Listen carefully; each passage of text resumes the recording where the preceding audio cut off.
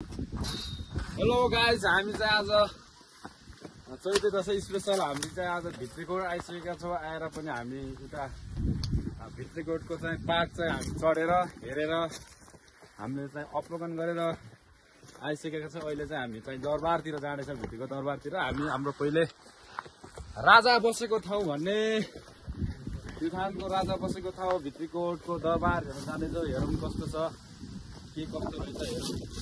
तपाईहरुले चाहिँ like comment share गर्नु नभुल्नु होला। धन्यवाद। सब्स्क्राइब गर्न नभुल्नु होला अनि बेल आइकनले नि क्लिक पारिदिनु होला। अनि त्यहाँ चाहिँ के सामग्री रहेछ त, राजाको के सामग्रीहरू युज गरेर रहेछ भन्दा चाहिँ हामी हेर्न चाहन्छौँ। तरबारहरू सेनाको छन् त, तिनीहरू चाहिँ कति के कस्तो छ भन्दा हामी चाहिँ तपाईहरुलाई फुल भिडियो चाहिँ देखाउन गइरहेका छौँ। अन्त्यसम्म चाहिँ कन्टिन्यू तरिकाले चाहिँ हेरेर साथ दिन हामीलाई सहयोग गरिदिन नविनम्र अनुरोध गर्दछु। धन्यवाद।